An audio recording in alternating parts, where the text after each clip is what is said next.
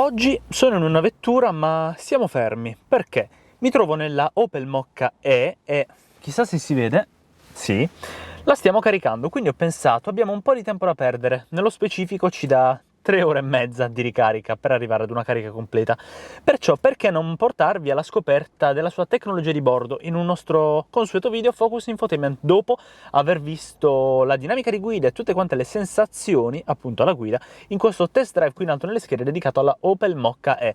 Ma adesso andiamo a scoprire il suo infotainment e tutta la tecnologia di bordo. Accendiamo la vettura, attualmente siamo sotto carica, abbiamo il 42% di batteria, dopo vi porterò a scoprire la sua strumentazione digitale, ma adesso è il caso di focalizzarci su questo sistema infotainment. Prima però di scoprirlo è il caso ovviamente di andare a togliere questa pellicola molto soddisfacente. Torniamo nella prima delle finestre di questo display da 10 pollici di diagonale con delle cornici abbastanza importanti ma pur sempre touch, quindi inizieremo subito a mettere le nostre sporche dita sullo schermo infotainment con un feedback solo sonoro e non aptico, ovviamente un touchscreen. Abbiamo innanzitutto 6 pulsanti più 1 in basso dedicati alla schermata audio, navigatore, telefono, per spegnere il volume o lo schermo, la finestra per quanto riguarda le informazioni della vettura elettrica, quindi i flussi di ricarica e quant'altro, le app e il veicolo. Sotto abbiamo inoltre il blocco porte e anche l'hazard, ma partiamo dal principio. Con questo pulsante possiamo spegnere il volume, riattivarlo, ma noi lo terremo spento. Siamo nella prima finestra che attualmente mi dà Apple CarPlay perché precedentemente mi ci sono connesso. Andiamo su modalità e torniamo sulla radio. Appunto, vedete già le modalità, iniziamo da questa, abbiamo radio, Bluetooth, USB e iPod.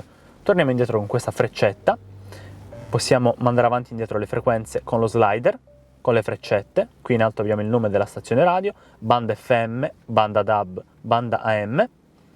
Qui sotto abbiamo RDS e DAB FM, le frequenze, la memoria, quindi le frequenze memorizzate, la lista di stazioni disponibili.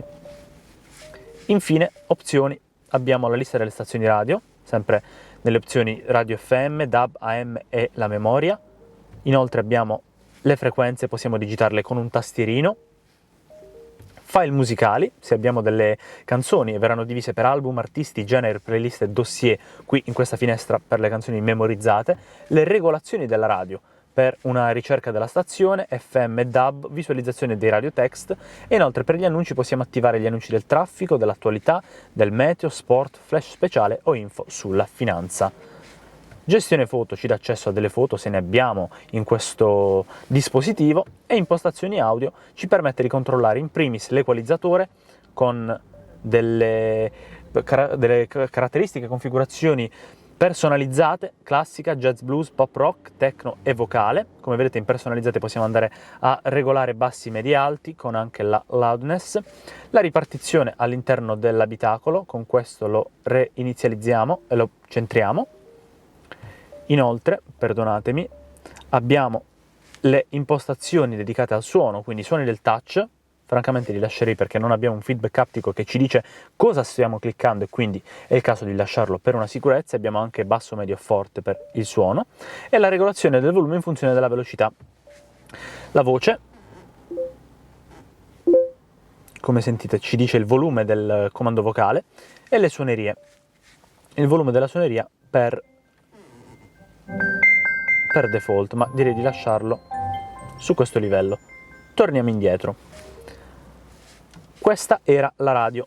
Su questo lato abbiamo un centro notifiche con anche l'accesso veloce per quanto riguarda i dati e i servizi per la connettività di questa vettura, la connessione di internet, il wifi per attivarlo o disattivarlo e la modalità privata se magari non vogliamo condividere determinate informazioni o altre. Qui abbiamo le info di sistema, i parametri di fabbrica e l'unità di misura, ma le vedremo anche più tardi. Inoltre su abbiamo la temperatura esterna, il GPS, un pulsante per le regolazioni della climatizzazione, anzi un pulsante che ci dà accesso in questo momento a queste impostazioni per l'audio e per lo spegnimento dello schermo, ci basterà toccarlo per riattivarlo, la scelta dei profili e le opzioni, ma alle opzioni ci torniamo dopo.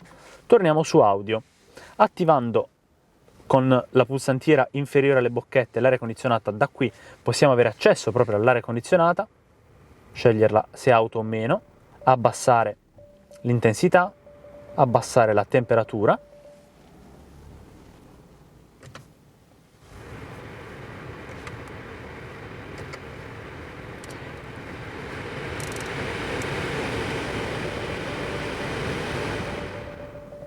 E inoltre, cliccando sul pulsante menu, abbiamo accesso anche alla configurazione di sbrinamento parabrezza e anche direzionalità delle bocchette. Qui abbiamo aria condizionata e auto.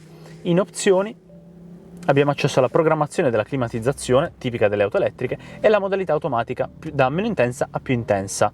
Ora torniamo su audio, clicchiamo sul nav per l'accesso alla navigazione. Ci si apre la mappa, tipica PSA, possiamo muoverci con un dito, possiamo avere la funzionalità pinch to zoom, ricentriamo la vettura e ci darà la posizione della nostra vettura. Questa è la visuale zenitale, possiamo zoomare fuori o dentro con più e meno, dare uno sguardo alla cartografia intera. Ma eccoci qui sulla finestra principale del navigatore. Su ricerca possiamo andare a digitare un indirizzo o un punto di interesse. Possiamo modificare la vista con una visuale zenitale, con il nord puntato in alto, una visuale a volo d'uccello o anche questa visuale automatica con il nord fissato. Direi di mettere questa visuale a volo d'uccello. Zoom automatico, più e meno. Qui abbiamo le impostazioni su questa colonna laterale con all'attivo le stazioni o i punti di interesse dedicati al parcheggio, il colore della mappa che può essere selezionato in modalità diurna, notturna o automatica, i punti di interesse da visualizzare sulla mappa, ce ne sono tanti divisi per categorie anche, e inoltre la consultazione stessa della mappa, sempre per punti di interesse. Possiamo modificare la città, ovviamente. Cliccando sul menu, invece, abbiamo accesso ad altre funzionalità.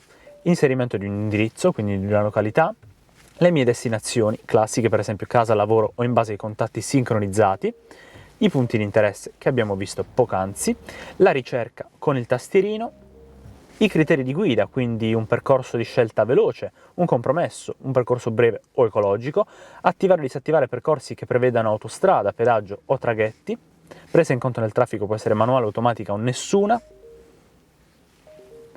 E inoltre abbiamo itinerario tappe se il nostro percorso prevede delle singole tappe durante appunto l'itinerario stesso, e le regolazioni del navigatore in base all'aspetto, quindi alla visuale con gli edifici e il suolo in 3D, la mappa per autorizzare la dichiarazione delle zone di pericolo e raggiungere la destinazione finale a piedi, gli allarmi per quanto riguarda parcheggi in prossimità, allerta per stazione di ricarica, avvertire prossimità di punti di interesse a nostra scelta personalizzabili. Voce ci dà appunto parametri come i messaggi di guida e la pronuncia di nomi delle strade, e cartografia ci dà la cartografia di tutti dei continenti e anche dei singoli stati disponibili. Questo era il navigatore, molto semplice nel suo utilizzo. Come vedete, essendo un'auto elettrica, qui in realtà dovrebbe darci un punto di interesse relativo ad una spina, ad una presa di ricarica, ma ci dà una stazione di rifornimento generica, ma va bene. Premiamo sul telefono, ma non ve lo farò vedere in questo video, nel prossimo, quindi iscrivetevi al nostro canale e cliccate sul campanello per scoprire il prossimo tutorial. Su E abbiamo accesso ai flussi di ricarica. Questa è la vettura con il suo pacco batterie, il motore elettrico sull'asse anteriore, le statistiche del percorso e la carica. Possiamo programmare una carica differita. Sul quinto dei pulsanti abbiamo accesso alle app, quindi Apple CarPlay, Android Auto e anche le app connesse, ma non solo, anche l'app del veicolo per andare un po' a visualizzare l'energia, che è la stessa che abbiamo visto poco fa. Quindi ci resta solo da vedere l'ultima finestra con le impostazioni del veicolo. Abbiamo l'attivazione della sorveglianza angoli morti sugli specchietti, il sistema antipattinamento, l'inizializzazione dei pneumatici sgonfi e il check per quanto riguarda la manutenzione.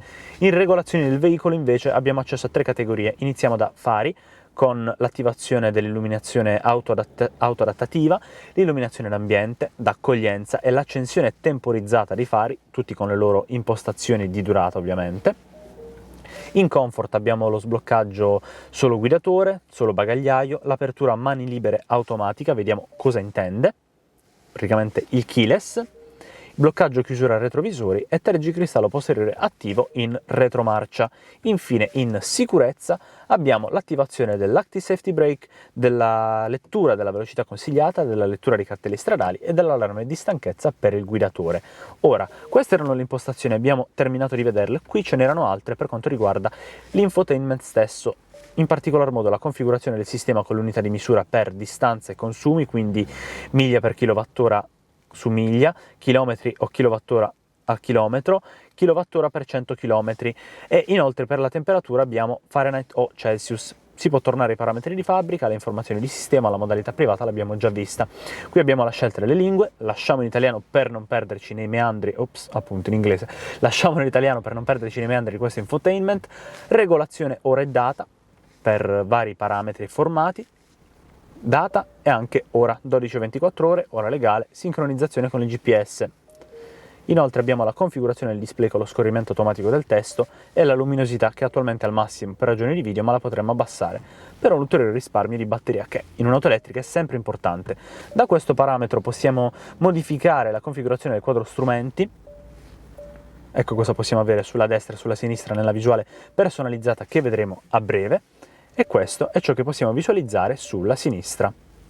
Mettiamo magari energia e computer di bordo. Premiamo sul tick per confermare e infine parametraggio profili ci dà accesso appunto ai profili, ma adesso è il caso di dare uno sguardo al quadro strumenti dietro il volante. Questo è il display della strumentazione digitale da 12 pollici dietro il volante. Attualmente siamo nella visualizzazione minima, ma tramite il satellite presente con la sua rotella sul lato sinistro del volante possiamo andare a modificare le visuali. Questo appunto era il minimo, che ci mostra unicamente la marcia inserita, in questo caso park, 0 km/h, la lettura della segnaletica stradale e le varie spie classiche. Ci mostra tra l'altro che la vettura è sotto carica. Andando su personale abbiamo una visualizzazione con split screen che ci mostra sulla sinistra charge, eco, power in base a come stiamo guidando attualmente, i consumi della batteria per 100 km, in questo caso in alto il tachimetro, e sulla destra la percentuale di batteria, che attualmente è sotto carica al 48%, con anche il flusso di ricarica della vettura.